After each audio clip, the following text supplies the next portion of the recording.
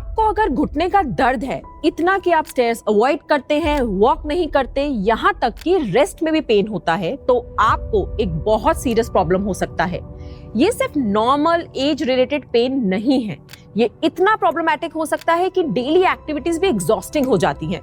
Market जाना, family function में नीचे बैठना, यहाँ तक कि बाहर से न्यूज़पेपर लाना भी इम्पॉसिबल सा लगता है। लेकिन फिर एक दिन डॉक्टर बोलते हैं you need knee replacement surgery, और उस मोमेंट पर पेन से ज्यादा सर्जरी का फियर स्टार्ट हो जाता है। ऑपरेशन रिस्की तो नहीं होगा, रिकवरी बहुत पेनफुल होगी क्या, मैं फिर से नॉर्मल वॉक कर पाऊंगा या नहीं, इस डर की वजह से लोग सर्जरी को इतना डिले कर देते हैं कि बाथरूम तक जाना भी डिफिकल्ट हो जाता है। Hi, I am Dr. Aarti Sharma, and in this video, I'll tell you the full truth behind knee replacement surgery and if it is actually helpful for you or will make your knees worse.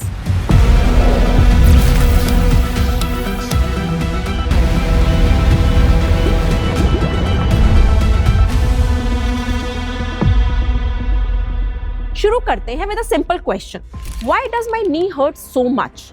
तो देखो, the knee joint is made up of 3 bones, femur ऊपर, tibia नीचे और सामने patella यानी कि knee cap. इन bones के एंड पर एक स्मूथ कुशनिंग लेयर होती है जिसको कार्टिलेज बोलते हैं, जो मूवमेंट को स्मूथ बनाता है और फ्रिक्शन प्रिवेंट करता है।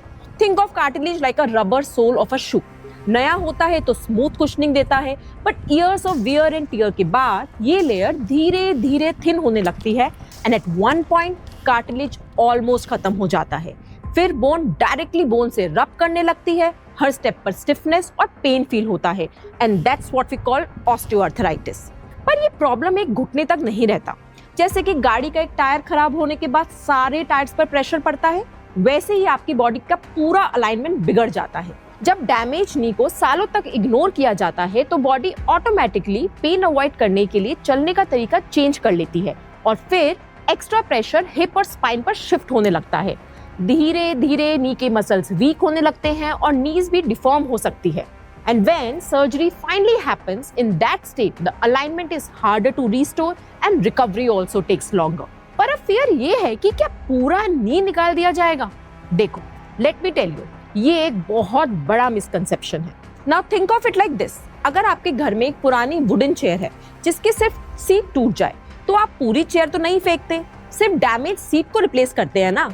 नी रिप्लेसमेंट भी कुछ ऐसा ही होता है। प्रॉब्लम यूजुअली पूरे बोन में नहीं होती, डैमेज उन वर्न आउट कार्टिलेज सरफेस में होता है जो फीमर और टिबिया के एंड्स पर होता है। सर्जरी में सिर्फ उन डैमेज सरफेसेस को मेटल और मेडिकल ग्रेड प्लास्टिक कंपोनेंट से रीसरफेस किया जाता है, while main bone and most of the ligaments are well preserved. पर क्या आपको पता था कि there are 3 types of these surgeries? क्योंकि हर पेशेंट में ऑस्टियोआर्थराइटिस का डैमेज सेम तो नहीं होता, इसलिए नी रिप्लेसमेंट सर्जरी के भी डिफरेंट ऑप्शंस होते हैं। पहला, पार्शियल रिप्लेसमेंट। ये तब किया जाता है जब डैमेज नी सिर्फ एक कंपार्टमेंट तक लिमिटेड हो, मतलब घर का सिर्फ एक रूम डैमेज हुआ है, पूरा घर रेनोवेट करने की जरूरत नहीं है।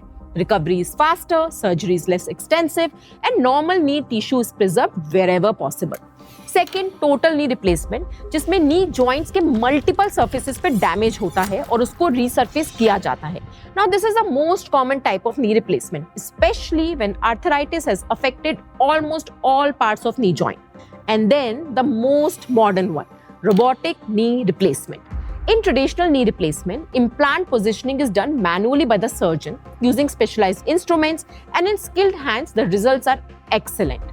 But the robotic surgery helps to improve the precision of implant placement using computer guidance. Now let me tell you, ये इतना interesting क्यों है?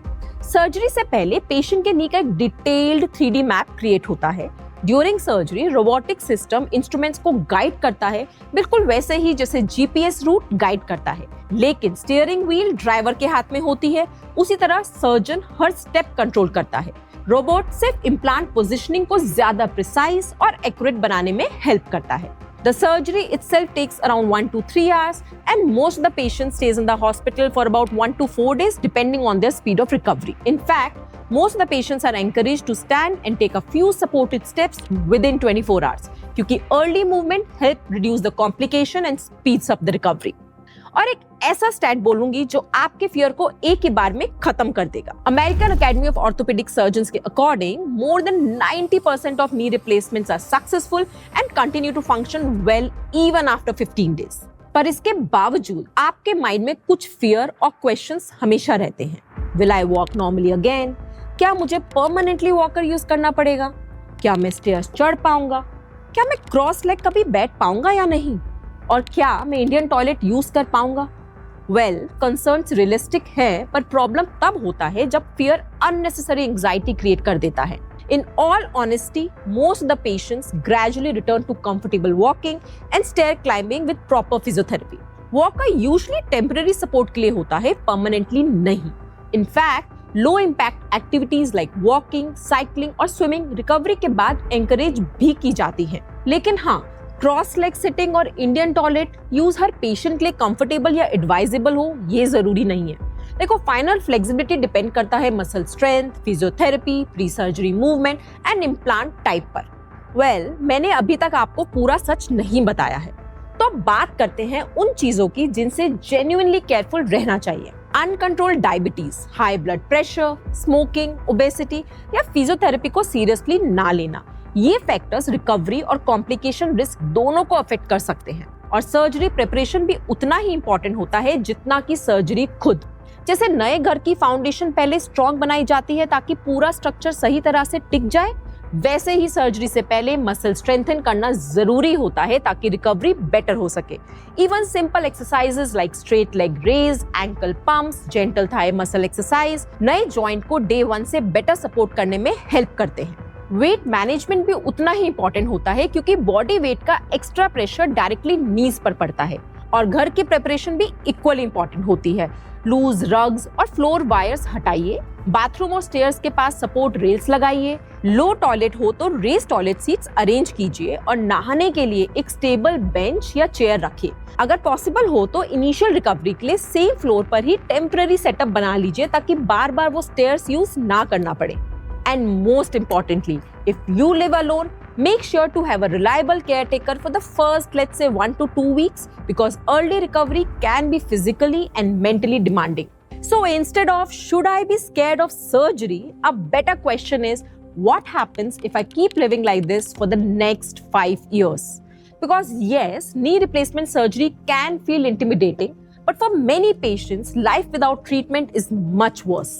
देखो, ये तो मैं आपको बोल सकती हूँ ऑनेस्टली कि you won't feel like 25 again after surgery, but yes, your daily life will become comfortable again. अब मैं 2 क्वेश्चंस आपसे पूछूंगी जो आपकी सर्जरी का डिसीजन इजी बना देगा। Have medicines, injections, physiotherapy and lifestyle changes genuinely stopped giving you enough relief? And is knee pain now starting to control how you walk, travel, climb stairs or live your daily life? Because when surgery is done at the right time, with the right expectations and proper rehabilitation, the results can genuinely be life-changing. आपको इस घुटने के दर्द के साथ नहीं रहना चाहिए और ना ही सर्जरी के फियर के साथ। अगर ये वीडियो आपको हेल्पफुल लगा हो तो इसे शेयर कीजिए, स्पेशली ऐसे फैमिली मेंबर के साथ जो नी रिप्लेसमेंट के बारे में सोच रहे हैं। एंड अगर कोई भी आपके क्वेश्चंस है तो कमेंट कीजिए और ऐसे ही प्रैक्टिकल हेल्थ कंटेंट के लिए स्क्रोल हेल्दी को सब्सक्राइब कीजिए।